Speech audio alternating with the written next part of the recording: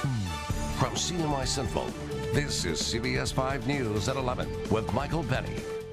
Good evening, I'm Dora Scheidel. Michael's off tonight. You're watching the only local newscast to give you the biggest stories of the night and the first alert forecast right off the top. A warm and humid start to the work week. Meteorologist Matt Stevens is here with an early look at your forecast. Hi, Matt. Hey there, Dora. Very good evening to you. We're looking live over downtown Syracuse with our Stanley Law Skywatch, and you are absolutely correct when you talk about how humid this early part of the work week has been. We had dew points today that crept into the low 70s by our local central New York standards. That's oppressive feelings to the atmosphere. 75 degrees right now in Syracuse, 69 Oswego, 75 up in Watertown, 68 in Ithaca, and 66 Rome and Utica. The vast majority of us are precipitation free. However, look at that.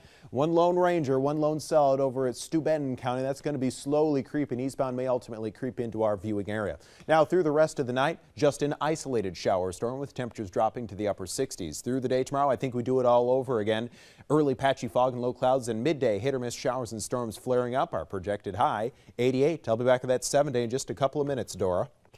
Thank you, Matt. At 11 o'clock, these are the top 5 stories on CBS 5 News. Tonight, both sides of the affirmative action case are claiming victory after the U.S. Supreme Court sent the case back to the lower court. In a 7-to-1 vote, the justices said an appeals court didn't apply the correct standard in deciding the issue of the affirmative action admissions policy at the University of Texas in Austin and sent it back to the lower court. Our Alex Rusilla has local reaction to the decision coming up.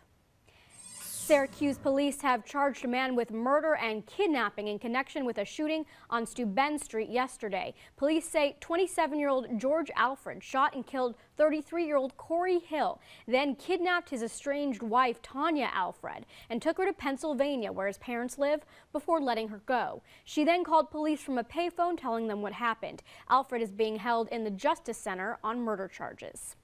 There won't be any parking allowed along University Avenue between Waverly Avenue and East Genesee Street starting tomorrow morning. The work is expected to last for about 2 weeks. And then on Wednesday, you won't be able to park along East Genesee Street between South Krause Avenue and Foreman Avenue. That road work is also expected to last about 2 weeks.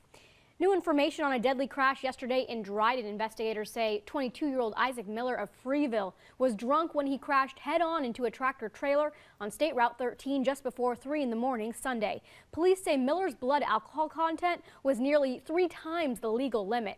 Miller was killed in the crash, but the driver of the rig only suffered minor injuries. Still no word on a motive in yesterday's deadly shooting in Waterloo. Investigators say they found the body of 61-year-old William Kenny just before 3 yesterday morning inside a home on Hecker Road. An autopsy is currently underway. Investigators say they are right now in the process of tracking down several leads.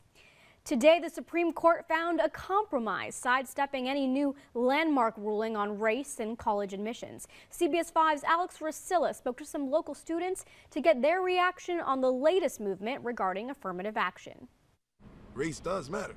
High atop the hill on Syracuse University's campus sits a statue of Abraham Lincoln. One of his guiding principles during his time in the White House was starting the path toward racial equality. Whatever you work for, you should get. You know what I mean? You follow your dream to the fullest, don't let nobody stop you, then by all means, no matter what color you is, you're gonna get it. You know what I mean? That's called success at the end of the day, you know what I mean? Like, other than that, there's no other way to say it. No matter what color you is, it's all about up here. Today, the U.S. Supreme Court weighed in on the debate over affirmative action. It stems from the case of a white girl down in Texas who says she was barred from entering the University of Texas in 2008 due to her race. This verdict will still allow race to be a determining factor in college admissions, but making it harder for schools to use the policies to achieve diversity. It should be by your academics because, I mean, it doesn't matter what race that you are. Like, grades are the most important when it comes to school, and it should just be based on that. For some, the idea that race is even an issue, which is still up for debate today in the U.S., is puzzling to them. Everybody should be offered the same opportunity. This is America. That's what it's built on, isn't it? The land of opportunity. That's it. Like, no, affirmative action should not go nowhere in school. A debate many are surprised we're still having so many years after Honest Abe put the country on a path toward racial equality. Reporting from Syracuse, I'm Alex Rusilla.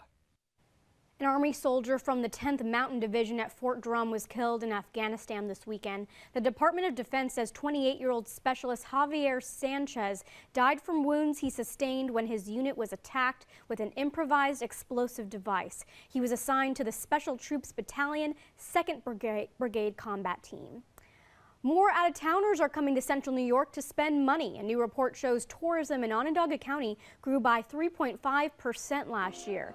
Those out-of-town visitors pumped more than $791 million into the local economy. Tourists are drawn to the big sports events at the Carrier Dome and the revitalization of downtown Syracuse. But the biggest attraction is Destiny USA and everything it has to offer. We always come in the summertime and there's lots of festivals and good fun things to do, like the museum and this right here, and good shopping and good places to eat.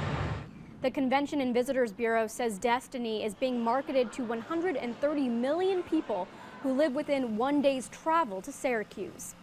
New York State is committing $17 million to outdoor recreation improvement projects to help bring in more tourists. The Department of Environmental Conservation announced its plans today at Lake George. Work will start this summer on campgrounds, boat launches, and trails. State officials say these projects will help bring in even more visitors all year long.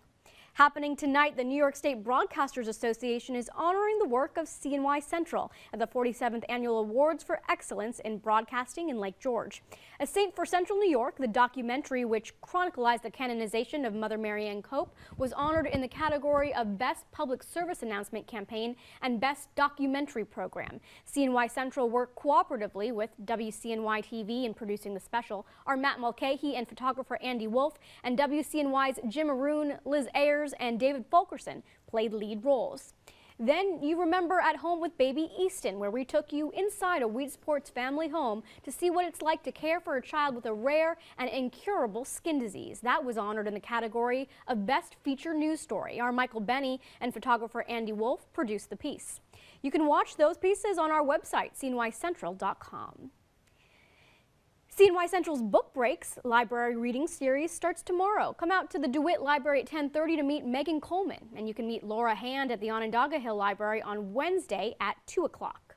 And our latest Win Big, Win Often contest is underway. We're giving away 4 tickets to the Enchanted Forest in Old Forge, plus a $100 Visa gift card. You can enter by going to cnycentral.com.